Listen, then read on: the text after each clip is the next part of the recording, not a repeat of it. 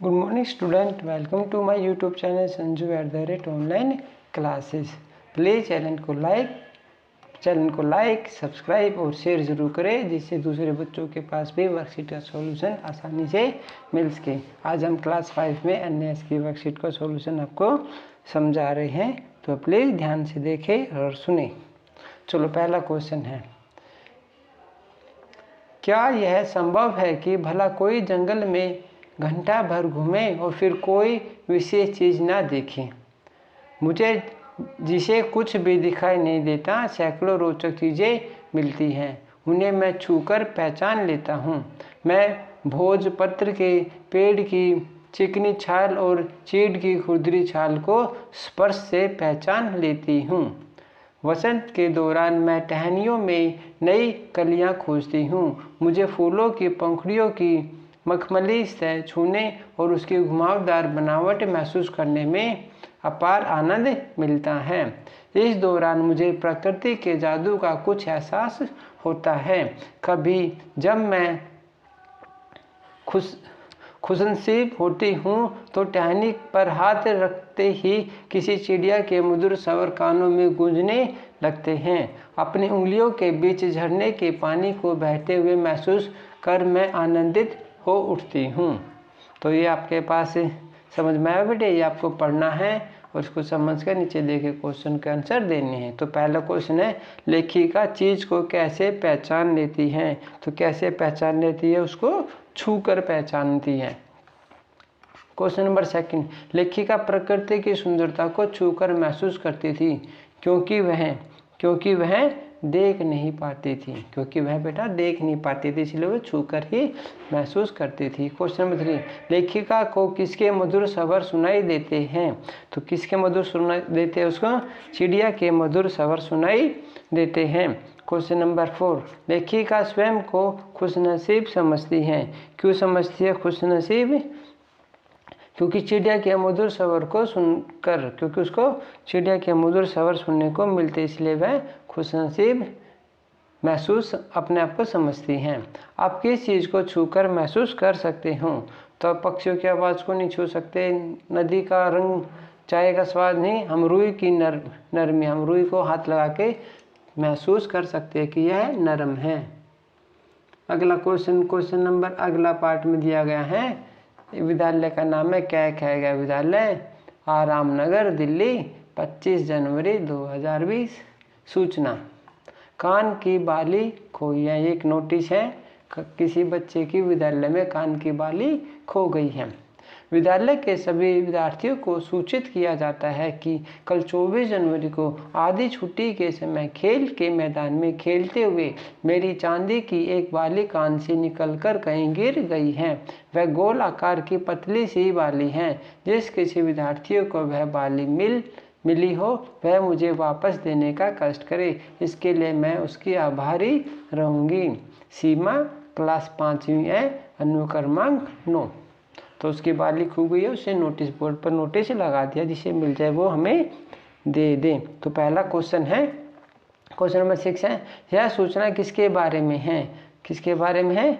बाली के बारे में, क्योंकि उसकी कान की बाली खो गई है। क्वेश्चन नंबर 7, सामान कहाँ खोया था? कक्षा में, मैदान में, बाजार में, लाइब्रेरी में? तो कहाँ खो गया था? मैदान में खो गया था। क्वेश्चन नंबर 8, इस सूचना पत्र को कहाँ लगाया गया होगा? तो इस सूचना पत्र को कहाँ लगाया होगा? इस सूचना पत्र को विद्यालय में लगाया गया है। क्वेश्चन नंबर 9, इस सूचना पत्र का उद्देश्य क्या है? इस सूचना पत्र का उद्देश्य क्या है?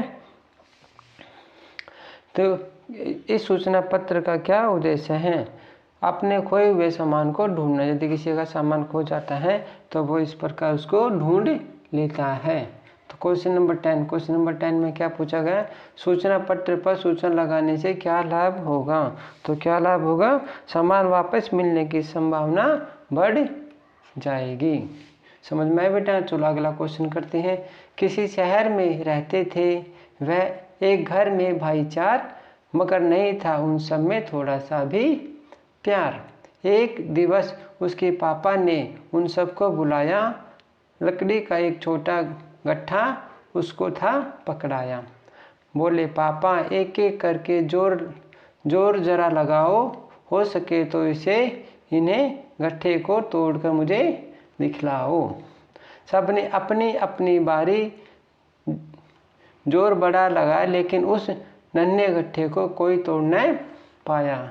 गट्ठा खुलते ही लकड़ी को सबने तोड़ दिखाया।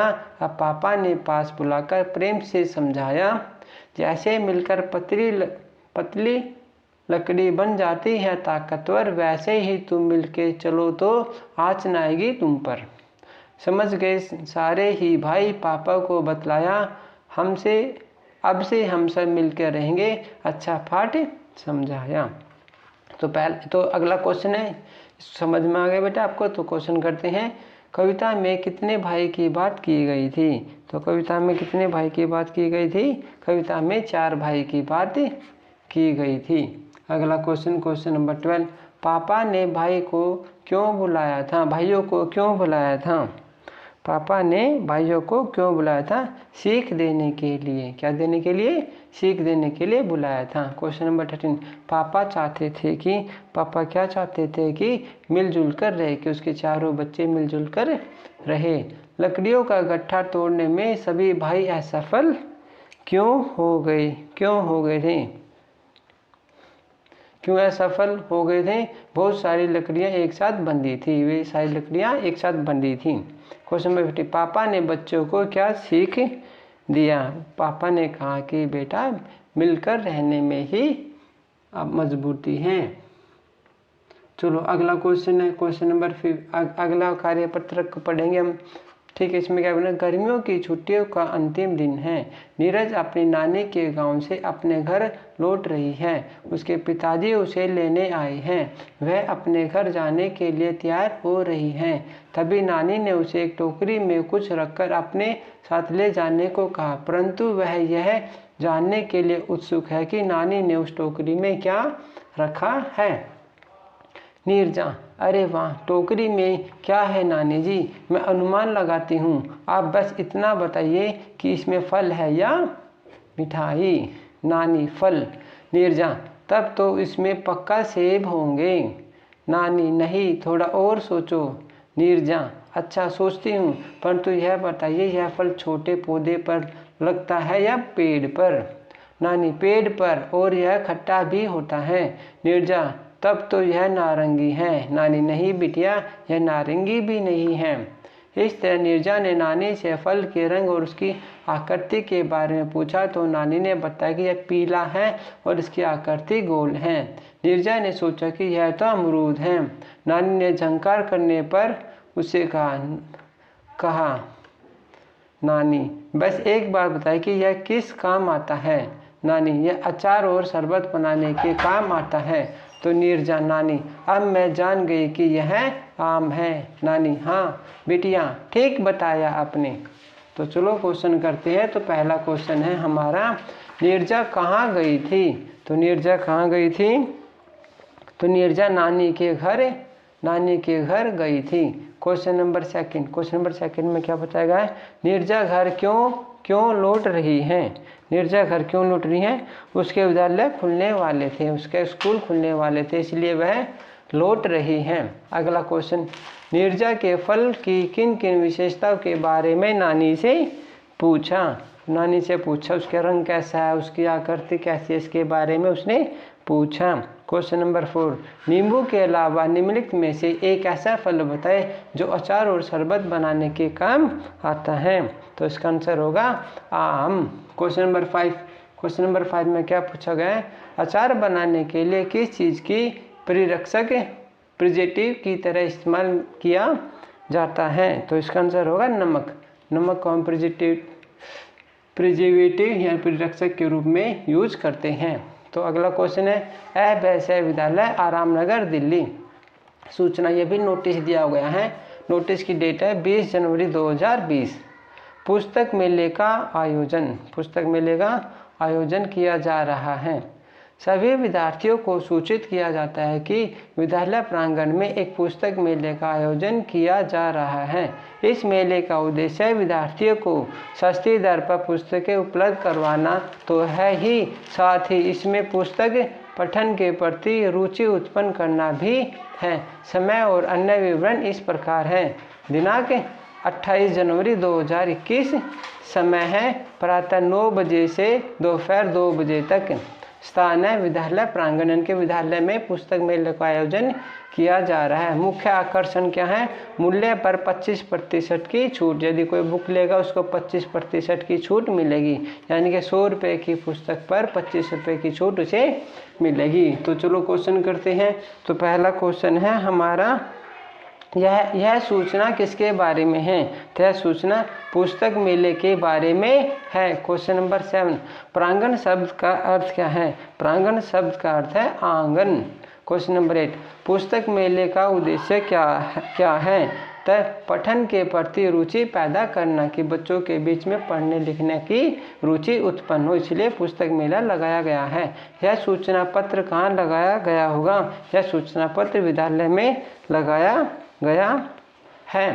क्वेश्चन नंबर 10, यदि कोई विद्यार्थी 500 रुपये मूल्य की पुस्तक खरीदता है तो उसे कुल कितने रुपए देने पड़ेंगे? तो उसे कितने 375 रुपये देने पड़ेंगे, क्योंकि 100 रुपये पर उसको 25 रुपये की छूट मिलती है। तो 500 पर उसे तो 100 रुपये पर 25 रुपये की छूट मिलती है, तो 500 रुपये पर उसको 125 रुपये की छूट मिलेगी। और 500 में से जब हम 125 को माइनस करेंगे, घटा देंगे, तो हमारे पास 375 आ जाएगा। तो चलो अगला क्वेश्चन करते हैं। अगला क्वेश्चन में क्या दिया गया है? वार्तालाप दी गई। क्या दी गई है? वार्तालाप। तरुण, नमस्ते शोभा, हम बहुत समय बाद मिले हैं। शोभा कहती है तरुण नमस्ते। तरुण बोलता है शोभा तुम किस कक्षा में पढ़ती हो? तो शोभा मैं कक्षा 6 में पढ़ती हूँ, पर तुम्हारा विद्यालय कहाँ है? तो शोभा कहती है प्रधान डाकघर के पास है। और तुम कहाँ पढ़ते हो? तो तरुण बोलता है मैं आजकल चेन्नई में पढ़ता हूँ, वहाँ मेरे मामा जी रहते हैं। अच्छा शोभा, तुम्हारे विद्यालय में हिंदी कौन पढ़ाता है? शोभा